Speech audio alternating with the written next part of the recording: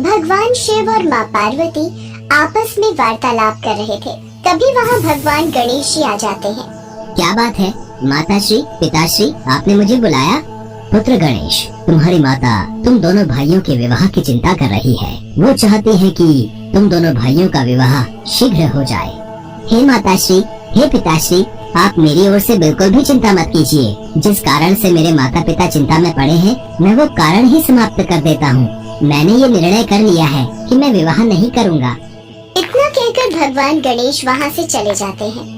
देवी पार्वती, तुम्हें दुखी होने की कोई आवश्यकता नहीं है। सब कुछ समय पर छोड़ दो।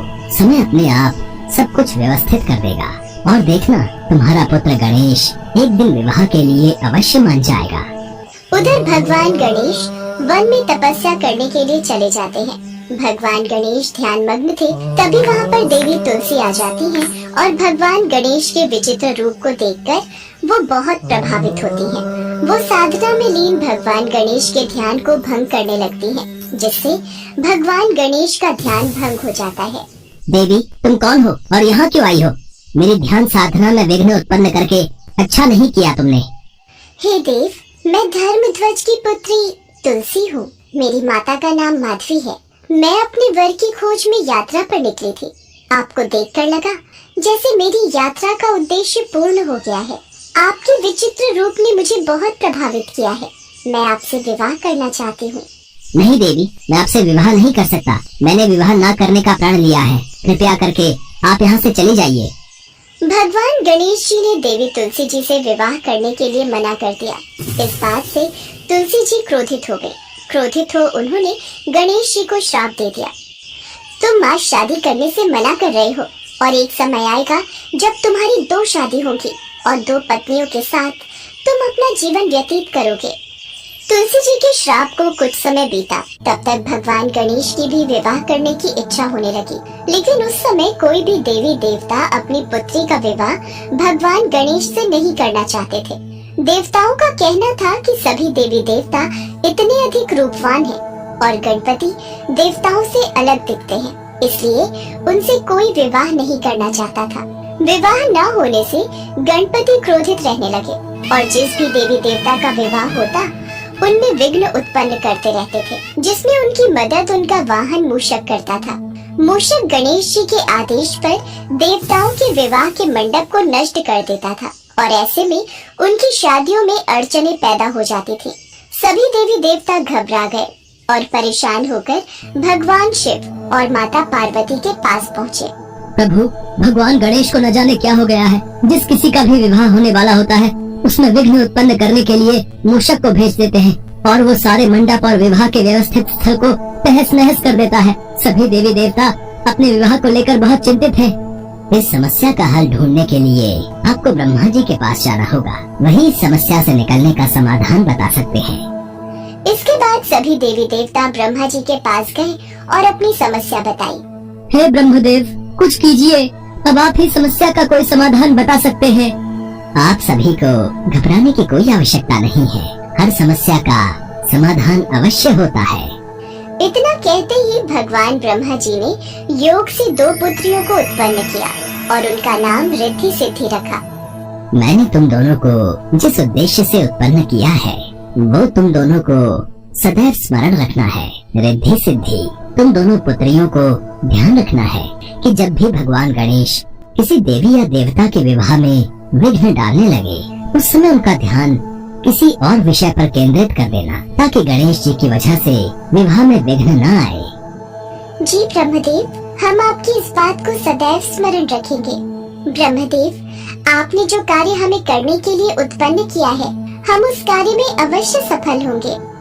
इसके बाद ब्रह्मा जी रिद्धि सिद्धि को लेकर गणेश जी के पास पहुँचे। भगवान गणेश, मैं चाहता हूँ आप मेरी दोनों बेटियों रिद्धि और सिद्धि को शिक्षा का ज्ञान दीजिए। ये तो मेरा अहोभाग्य है ब्रह्मदेव, मैं इन दोनों को शिक्षा अवश्य दूंगा। ब्रह्मा जी के कहने पर भगवान गणेश रिद्धि सिद्धि को शिक्षा देने लगे। एक दिन जब भगवान गणेश रिद्धि सिद्धि को ज्ञान की बातें समझा रहे थे, तभी वहाँ उनका वाहन मूषक आ जाता है। प्रणाम प्रभु, मैंने पता लगाया है स्वर्ग लोक में फिर किसी देवता का विवाह होने वाला है। मुझे आज्ञा दीजिए कि मुझे क्या करना है। प्रभु, मुझे ये प्रश्न समझ नहीं आ रहा। कृपया करके मुझे इस प्रश्न को भली भांति समझा दीजिए। रिद्धि, पहले मुझे गणेश जी से प्रश्न पूछने दो। पहले मैंने उनसे प्रश्न किया है। अरे तुम दोनों आपस में यूँ झगड़ा ना करो, मैं तुम दोनों के प्रश्नों का उत्तर दूंगा। प्रभु का ध्यान तो मेरी ओर है ही नहीं, तो ठीक है, मैं भी अपने में मस्त रहता हूँ। कुछ समय तक इसी तरीके से रिद्धि सिद्धि गणेश जी का ध्यान दूसरे विषयों पर लगाती रही। एक बार गणेश जी की नजर अपने वाहन मूषक पर गई। तुम यहाँ बैठकर लड्डू खा रहे हो? तुम्हें तो मैंने देवताओं के विवाह में विघ्न डालने का कार्य सौंपा हुआ था। प्रभु, मैंने आपको कई बार स्मरण कराने की कोशिश की, पर रिद्धि सिद्धि आपका ध्यान अपनी ओर केंद्रित कर देती थी, और आपके आदेश के बिना मैं कोई कार्य नहीं कर सकता प्रभु। इसी कारण सभी देवी देवता किसी भी विघ्न के बिना अपने विवाह को संपन्न कर रहे हैं। भगवान गणेश को ध्यान आया कि रिद्धि सिद्धि की बातों में लगकर सभी देवी देवताओं का विवाह हो गया और वो अविवाहित रह गए, तो उन्हें बहुत क्रोध आया। इसका पता लगने पर भगवान ब्रह्मा जी रिद्धि सिद्धि के साथ गणेश जी के समक्ष प्रकट हुए। हे गणेश, आप अपने क्रोध को शांत कीजिए। मैं आपके समक्ष अपनी दोनों पुत्रियों रिद्धि सिद्धि के विवाह का प्रस्ताव लेकर आया हूँ। कृपया करके इसे स्वीकार कीजिए। भगवान गणेश ने ये प्रस्ताव स्वीकार किया। इसी के साथ देवी तुलसी का श्राप सच साबित हुआ। भगवान गणेश के 2 विवाह हुए और उनकी 2 पत्नियां रिद्धि और सिद्धि हुई, जिनसे उनके भविष्य में 2 पुत्र शुभ और लाभ भी हुए। साथ ही एक पुत्री यानी देवी संतोषी भी हुई।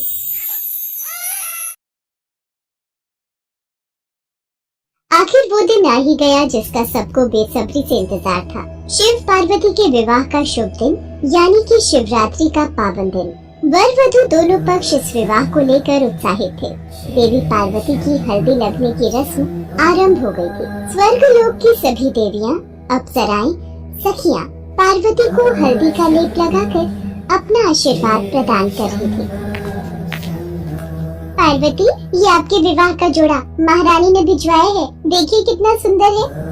सचमुच, देखो पार्वती, कितना सुंदर विवाह का जोड़ा है। इस पर तो जड़ाऊ हीरे और सोने की कढ़ाई है। महारानी ने कहा है बारात के आने से पहले पार्वती को तैयार करना है। जया विजया, अभी बारात आने में कितना समय बाकी है? अभी तो कुछ समय बाकी है पार्वती। तभी देवी लक्ष्मी और देवी सरस्वती भी कक्ष में आ जाती हैं। देवी पार्वती, ओहो, महादेव से मिलने की इच्छा में प्रतीक्षा के ये पल काटना कठिन हो रहा है। देवी लक्ष्मी, आप भी इन्हीं की तरह मुझे सताने लगी।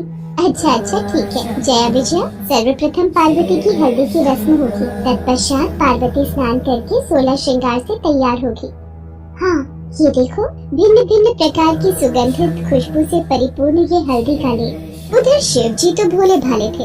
उन्हें कौन बताए कि दुल्हा कैसे तैयार होगा। उन्होंने अपने पूरे शरीर पर भस्म लीप ली और सभी शिवगण तो उन्हें उस रूप में ही देखते आए थे। उन्होंने शिव जी के उस रूप की बहुत प्रशंसा की। शाम के वक्त शिव की बारात निकलनी शुरू हो जाती है। इस बारात में देव, दानव, भूत, नाग, नागिन सब बाराती बने। उधर देवी पार्वती भी 16 श्रृंगार करके तैयार हो चुकी थी। बारात आ गई, चलो सब देखने चलते हैं।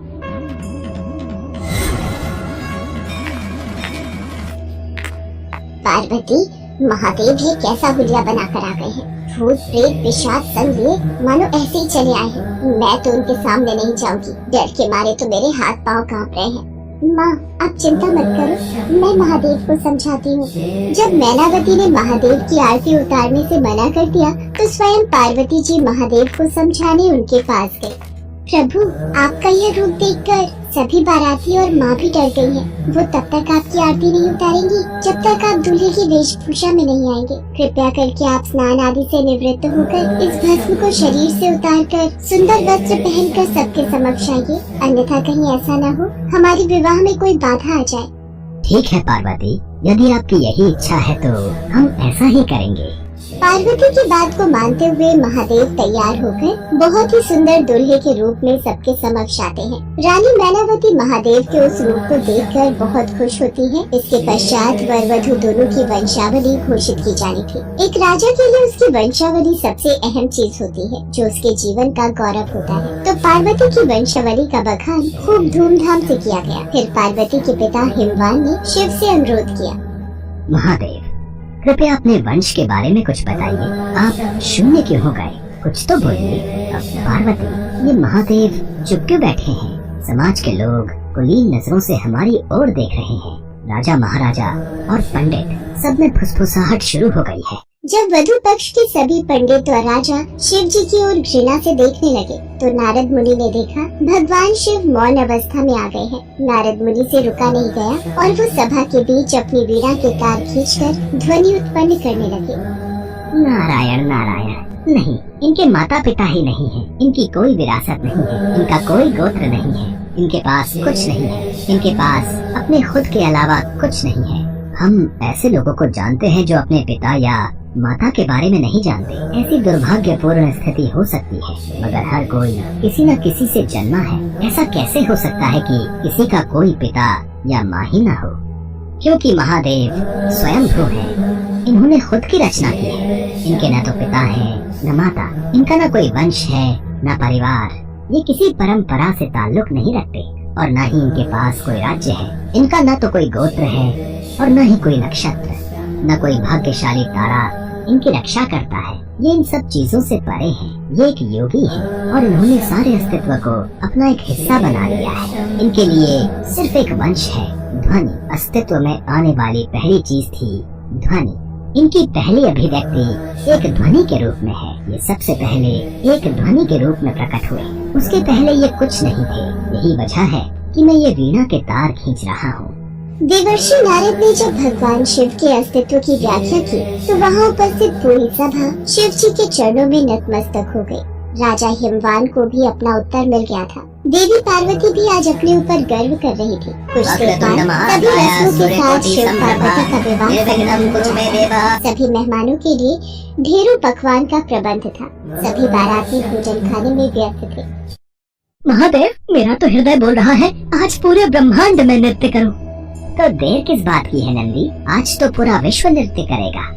देवी पार्वती, आप देख रही हैं ना, ये सब आज कितनी प्रसन्न है। हाँ प्रभु, आपकी ये भक्तगण मन मौजी होकर अपनी प्रसन्नता बिखेर रहे हैं।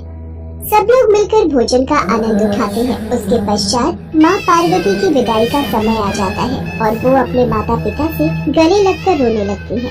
पुत्री, तुम्हें संसार की सारी खुशियाँ मिले। मेरा आशीर्वाद सदैव तुम्हारे साथ है। महादेव, जाने अनजाने हमसे कोई भूल हुई हो तो क्षमा कर दीजिएगा। पार्वती, अब तुम महादेव की अर्धांगिनी हो।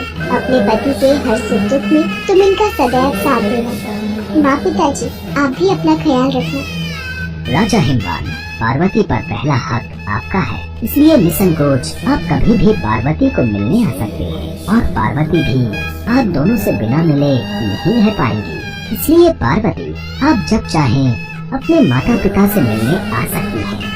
राजा हिमवान रानी मैनावती और समस्त अतिथियों का आशीर्वाद प्राप्त कर देवी पार्वती भगवान शिव के साथ खुशी खुशी अपनी ससुराल विदा हो जाती हैं।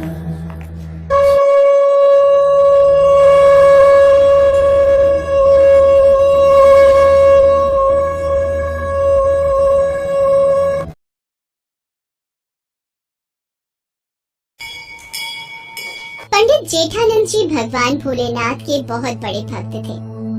वो वाराणसी में रहते थे।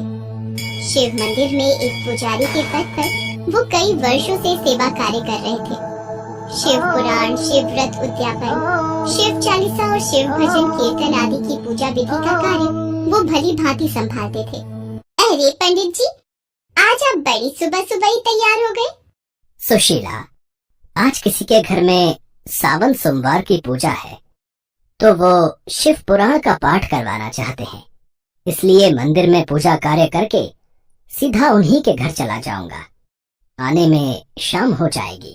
पंडित जी शिव मंदिर में पूजा करके उन लोगों के घर पहुंचते हैं जहां शिव पुराण का पाठ करवाना था।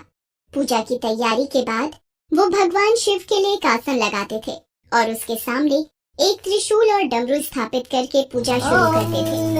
ये जेठानंद पंडित जी का नियम था। अरे ये पंडित जी पूजा से पहले एक आसन, ये त्रिशूल और ये डमरू क्यों स्थापित करते हैं भाई? जेठानंद पंडित जी से जब भी पूछते हैं वो यही कहते हैं कि जब वो पूजा करने लगते हैं तो स्वयं भगवान शिव उनकी पूजा सुनने के लिए इस आसन पर विराजित होते हैं। ये तो श्रद्धा भाव है पंडित जी का, तभी तो विश्वास के साथ ये आसन लगाते हैं, है कि नहीं? पंडित जेठानंद पूजा करवा कर घर आ जाते हैं। आ गए आप? चलो भोजन कर लो। अब कल से तो आपको मंदिर में भी समय लगेगा। शिव मंदिर में भक्तों की भीड़ लगनी शुरू हो जाएगी। हाँ, कल शिवरात्रि है तो सभी कांवड़िए शिवलिंग पर जलाभिषेक करेंगे। दूर दूर से शिव मंदिर में लोग पूजा करने आते हैं। भक्तों की भीड़ रहेगी कल तो। अगले दिन पंडित जेठानंद सुबह सुबह मंदिर पहुंचते हैं। हाँ, ये प्रभु शिव शंकर का आसन बिछा देता हूँ, फिर पूजा आरंभ करूँगा। पंडित जी, कोई बहुत पहुँचे हुए महाराज शिव मंदिर में दर्शनों के लिए आ रहे हैं। उनके पीछे भक्तों की भीड़ भी है। आइए महाराज आइए, आज शिवरात्रि के पावन अवसर पर इस मंदिर की शोभा बढ़ाइए। स्वामी महाराज की जय, स्वामी महाराज की जय। सबका कल्याण हो। पहले हम मंदिर में थोड़ी देर विश्राम करना चाहेंगे। अच्छा, तो ये आसन हमारे लिए बिछाया है। अति सुंदर, अति सुंदर। क्षमा कीजिए स्वामी महाराज, ये आसन तो मैं भोलेनाथ के लिए सजाता हूँ। वो मेरी पूजा में अपनी हाजिरी देकर उसे संपूर्ण करते हैं। मूर्ख, कभी भगवान भी ऐसे आसन पर आकर बैठ जाएंगे? ये असंभव है, ये तुम्हारा पागलपन है। मेरा विश्वास है, जो कई वर्षों से मैं ये आसन बिछाता हूँ और मुझे पता है भगवान शंकर सदैव मेरी पूजा में इस आसन पर विराजमान होते हैं। अच्छा, तो फिर प्रमाणित करके दिखाओ पंडित जी कि सच में भगवान शंकर इस आसन पर बैठते हैं। स्वामी महाराज, भगवान में आस्था और विश्वास ही हमारी पूजा को सफल बनाता है। इधर उधर की बातें मत करो पंडित जी, मुझे प्रमाण दो कि इस आसन पर शंकर महाराज विराजित होते हैं। मैं भी तुम्हारी भक्ति में शक्ति देखना चाहता हूँ कि तुम में भला ऐसा क्या है जो सिर्फ तुम्हारे कहने पर भगवान स्वर्गलोक को छोड़कर यहाँ तुम्हारी पूजा में बैठने आ जाते हैं। स्वामी महाराज, आपको प्रमाण चाहिए तो मुझे कल तक का वक्त दीजिए।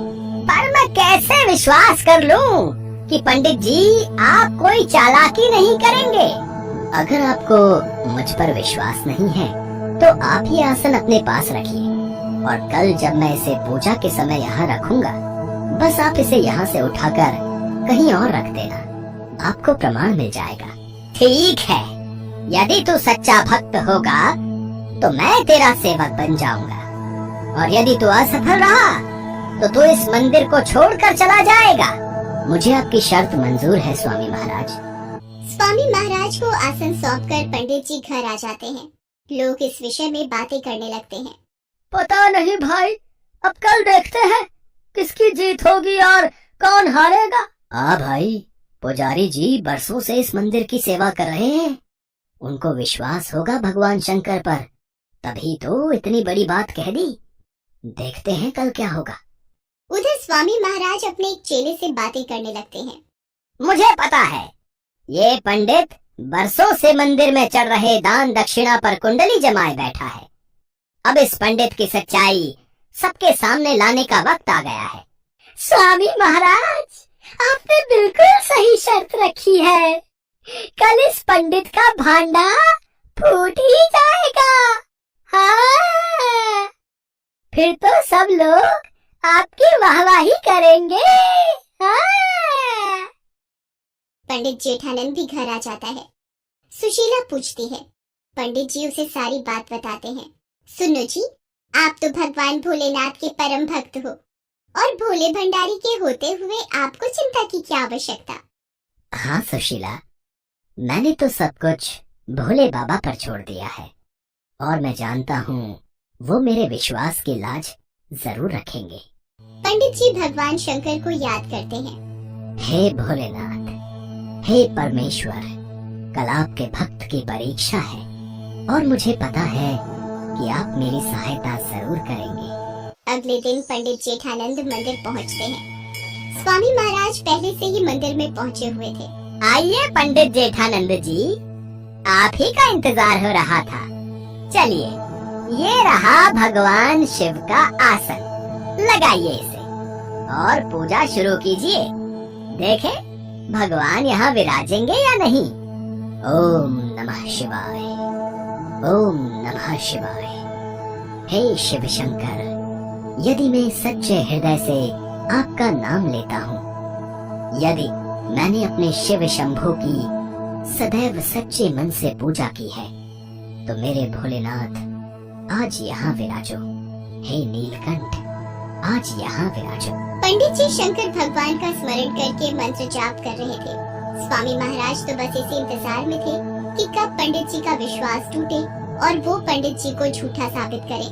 तभी स्वामी महाराज, यदि आपको लगता है भगवान शंकर इस आसन पर नहीं बैठे, तो क्या आप इस आसन को उठाकर दूसरी जगह रख सकते हैं? अरे इसमें कौन सी बड़ी बात है, रुको, अभी इस आसन को वहाँ सामने रख देता हूँ। दूध का दूध, पानी का पानी अभी हो जाएगा।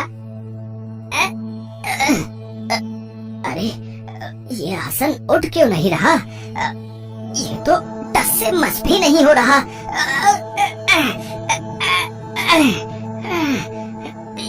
ये असंभव है। अरे मैं तो जोर लगा रहा हूँ, ये आसन उठाना मेरे लिए मुश्किल है। तो क्या सचमुच भगवान शंकर इस पर बैठे हुए हैं? तभी स्वामी महाराज को महसूस होता है जैसे किसी ने उनके हाथ को ही छिटक दिया हो। वो घबरा जाते हैं और पंडित जी से क्षमा मांगते हैं। सब लोग इस चमत्कार को देखकर आश्चर्य में पड़ जाते हैं। हे महादेव, आप सचमुच इस आसन पर बैठे हैं, मुझे यकीन हो गया। पंडित जी मुझे माफ कर दीजिए, आपकी भक्ति जीत गई, मैं गलत था। आप तो सचमुच भगवान भोलेनाथ के सच्चे भक्त हो। नहीं नहीं स्वामी महाराज, भगवान शंकर के लिए सभी भक्त एक समान हैं। बस विश्वास और लगन की आवश्यकता होती है। भगवान शंकर ने पंडित जेठानंद का विश्वास टूटने नहीं दिया। स्वामी महाराज को पता चल गया था कि पंडित जेठानंद की भक्ति में बहुत शक्ति है और वो शक्ति सभी के पास होती है, बस उसमें श्रद्धा का